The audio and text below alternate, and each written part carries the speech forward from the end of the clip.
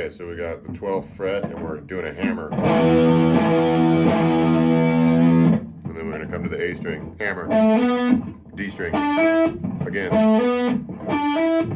chord, 12th fret,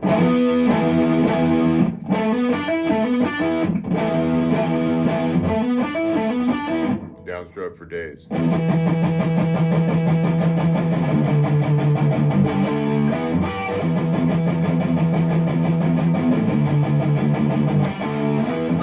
Okay, that next part goes 12, 12,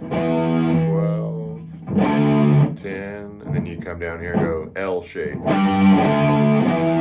ahead and make some noise.